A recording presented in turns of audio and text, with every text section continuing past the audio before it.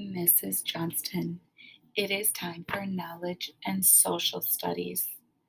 We are working on Unit 12, Presidents and American Symbols. We are on Lesson 3, called A Clever General. But let's go back and review what we have already learned. Do you remember why the Pilgrims chose to leave England and go to America?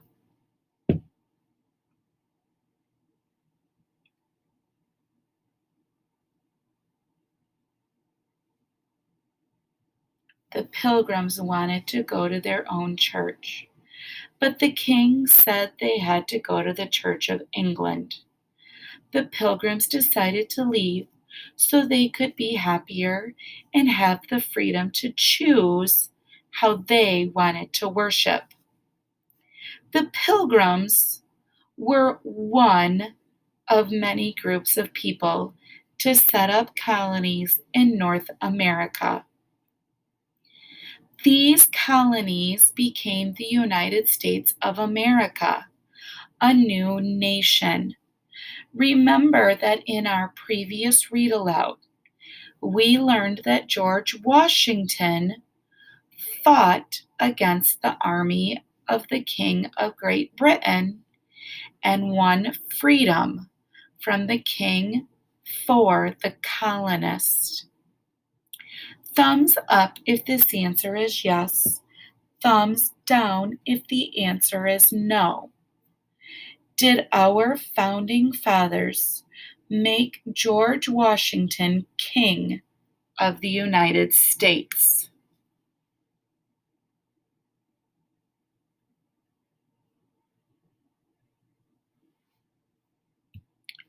Did you give me thumbs down? That answer was no. Is the United States of America a kingdom ruled by a king?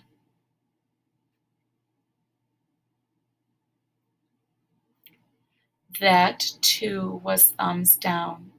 That was no. Can you identify some of the reasons why the founding fathers wanted a president rather than a king?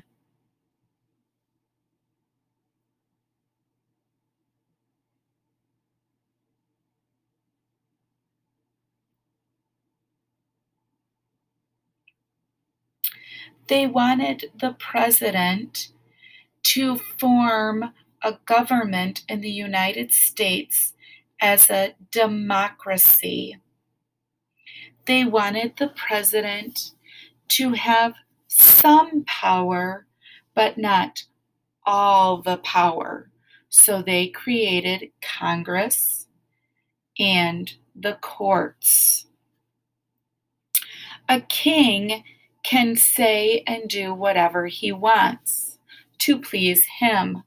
A president thinks of the people and makes rules and decisions based on the people. Unlike a kingdom that is ruled by a king, a democracy is a form of government ruled by the people. The president has to be elected by the people. In our very first read aloud, you also heard that the founding fathers wrote the Constitution, a set of rules for the government to follow, so that the president couldn't become like a king. Let's see if we understand what Mrs. Johnston was just talking about. Thumbs up if the answer to my question is yes. Thumbs down if the answer to my question is no. Does the president work alone to make all the laws and rules and make sure the rules are followed? Did you give me thumbs down? That answer was no. Is there more than one part of the government?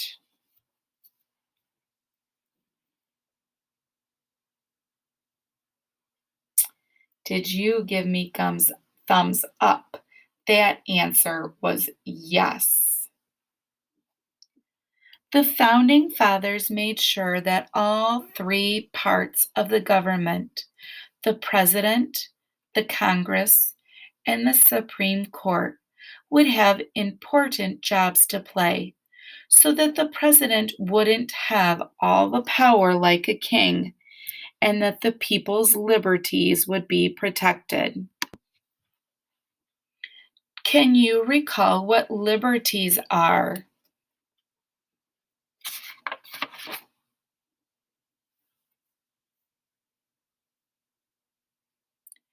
Liberties were our freedoms. King George III ruled Great Britain, the American colonies, and other places for a long time. The American Revolution was the name of the war that George Washington fought because the people of the American colonies wanted their freedom from the King of Great Britain. That war the colonies fought against Great Britain is called the American Revolution or the Revolutionary War. Before George Washington became the first president of America, he was a leader in the American Revolution. He fought for the American colonies in the American Continental Army. The previous read aloud about the legend of the cherry tree, you learned that George Washington was known for his honesty. The next read aloud, you will learn about another one of his qualities, being clever. Clever is another word for smart. Today's read aloud is about General George Washington and a man named Henry Knox, who worked under George Washington. Listen carefully for the clever way in which George Washington and Colonel Henry Knox tricked the British Army.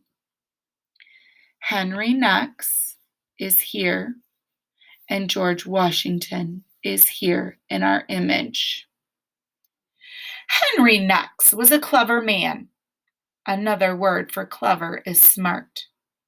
Before the American Revolution began, he and his wife had owned a bookshop in the city of Boston, Massachusetts. The American Revolution was when people fought to start a new government. Henry Knox had loved the quiet, peaceful life of a bookseller, but that was in the past now. Henry Knox, bookseller, had become Colonel Henry Knox of the American Continental Army. He worked directly with General George Washington, another clever man who commanded that army, and the two men had become great friends. Colonel and General are titles that are given to leaders in the army. A colonel answers to the general because a general is in charge. At the Continental Camp, just outside the city of Boston, Henry Knox had a puzzled look on his face. Henry Knox was puzzled or unsure about how to solve a problem.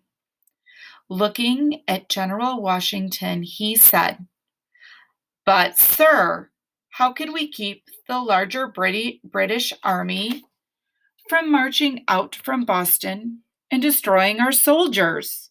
We don't even have enough bullets or gunpowder for all of our soldiers. If the British only knew, George Washington answered him, "Yes, Colonel, if they only knew, but they do not know. The British think we have more men than we really have.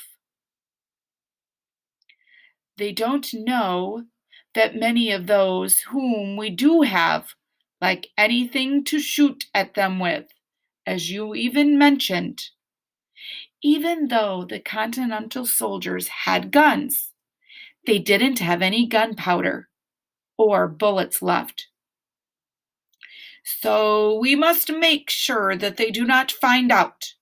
Let them think we are stronger than we are, so that they will wish to stay comfortably in Boston through this long, cold winter, at least until we are ready for them.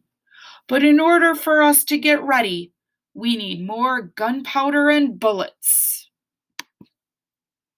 Colonel Knox thought for a few moments and then smiled. "General," he asked, "would 50 cannons and the cannonballs and gunpowder to use with them help?" Washington looked startled or surprised. "Where could we get?" He stopped. A light of understanding shone in his eyes. "Fort Ticonderoga!" he exclaimed. A fort is a protected building or small town set up by an army during a war. "Brilliant, Colonel!" Now that we have captured or have taken control of Fort Ticonderoga from the British, we have captured their cannons too. You are to gather a team of carefully chosen men in the morning. You will leave to bring those cannons here. Travel as quickly as you can." So the Americans had captured one of the British forts. And now they were going to get the cannons too. Was this a clever idea? Meanwhile, my job will be here to convince the British general, General Howe, that we are too strong for him to attack.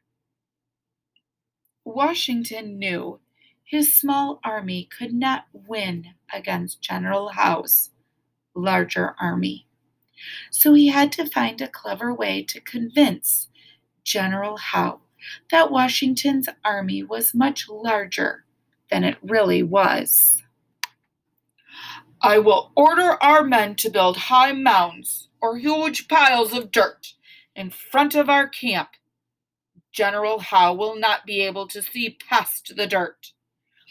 Then I will march our men up and down either end. He will not know we are moving the same men from place to place. Instead, he will think we have more soldiers than we really do."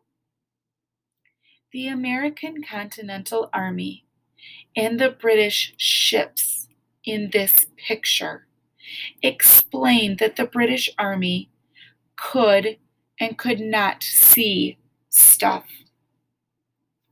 "By putting up the dirt mounds, we will also appear to be settling in for a long time. General Howe will think, those soldiers are expecting us to trapped here in Boston. They are certainly sure of themselves. He may think that it would be better to leave Boston on board his ships rather than to stay. If we can force the British to leave, we will be in charge of the harbor again. A harbor is a protected body of water where ships can easily dock. Then, unlike the British, we can bring in supplies from other American cities on the coast. The ships can sail along the coast, which is where the land meets the ocean. We will move the supplies to our armies all across the countryside because our friends there will help us. The supplies would include things that the army might need, such as food, water, or guns. Washington went over the idea in his mind. It might work, he said. It must work. It did work. Colonel Knox and his men marched off through the cold New England winter and returned in a little less than 2 months with cannons and supplies. They had loaded these things onto carts and used huge, heavy animals called oxen to pull the carts back to Washington's camp outside of Boston. When they arrived, the waiting American soldiers sent up a mighty cheer. Hearing the noise, Washington came out of his tent. Seeing Henry Knox riding his horse at the head of the line of the men, oxen, and supplies, Washington stepped forward to greet him. The word line means a group of people that are waiting to move forward. Welcome back, Colonel. I'm glad to see you and our cannons. Knox climbed down from his horse, turned, and saluted. Thank you, sir. It is good to see you too, and to know that I will not have to spend another night on the march. And I have additional good news.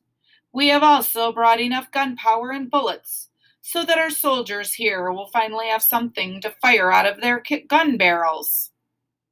Over in Boston, the British guards heard the shouts of joy too and ran to tell General Howe. Something is going on, General, but we can't see what it is because of the dirt mounds the colonists built. Do you think Washington's clever plan worked? Did he keep the British from attacking until the cannons arrived by making them think they had a lot of soldiers behind the dirt pile? Later the same day, however, General Howe looked up to see 59 cannons aimed his way from the top of the dirt mounds. Now he thought, there is no way to safely attack Washington and his men, of course. He did not know what he might have done that successfully any time in the 2 months it had taken Henry Knox to bring the cannons. Soon afterwards, the British left Boston. The plan of Washington and Knox had worked. After several things changed in important ways. First, the city of Boston was back in American hands. Great Britain was no longer in charge of the city. Americans were. This was great news for the people there, and it also made Americans throughout the 13 colonies think. If we are strong enough to force British soldiers out of Boston, maybe we can win our freedom after all. Though some American colonists remained loyal to Great Britain and chose to leave with General Howe, many Americans who had been afraid before came forward to help. They had begun to hope that they really could defeat the British. The second change was that George Washington had learned something important. The British Army was almost always wins when they fight on an open battlefield. From now on, we will attack and then quickly move away to attack in another place, or we will trap them up on the coast, as we did in Boston. If we can keep them cooped up in coastal areas or areas next to the water, as shown on the map, they cannot come on to land to attack us.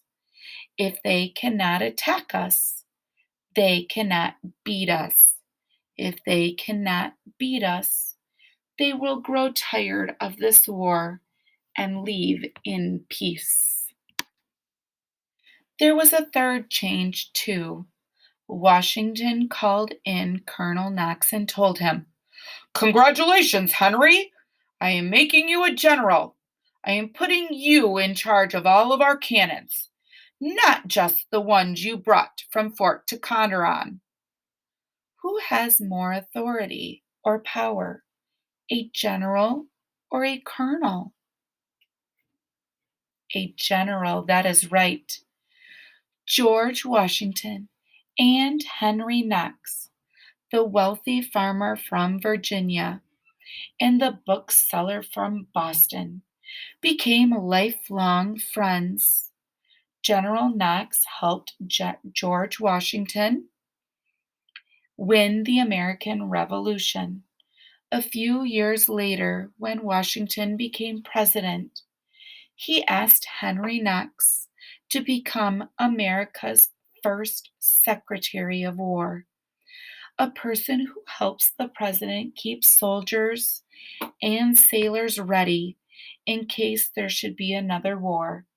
However, having fought one war already, the two friends worked together and made a wonderful peace instead. Who was in charge of the Continental American Army at the beginning of the read aloud? George Washington or Henry Knox?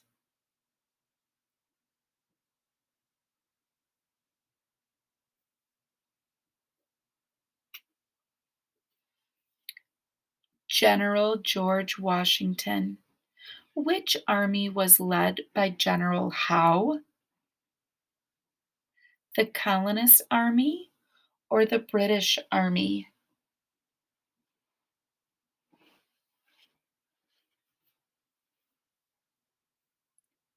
The British army.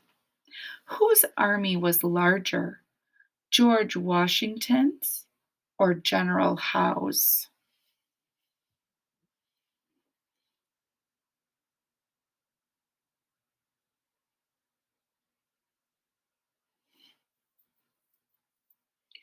General Howe's army was larger. What clever idea did Henry Knox have?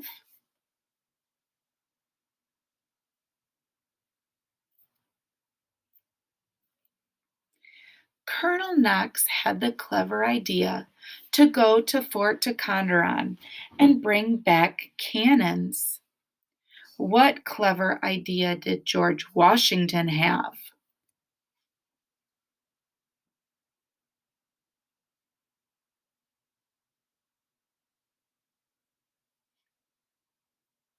General Washington had the soldiers build giant mounds or piles of dirt so that General Howe couldn't see that the Continental Army well. He had the soldiers march back and forth to look like there were great numbers of them. What happened as a result of Knox's and Washington's cleverness?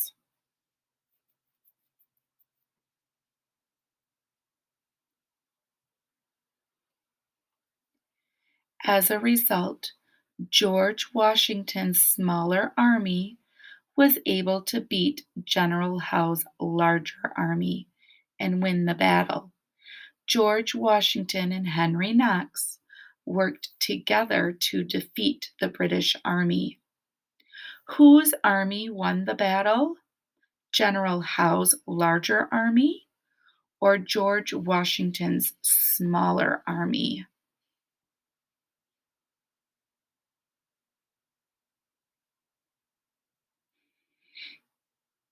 George Washington's smaller army won the battle. What did George Washington do to reward Henry Knox after the colonists won back the city of Boston?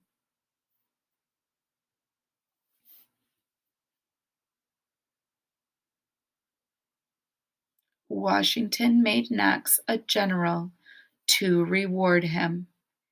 I hope you enjoyed our story today called A Clever General.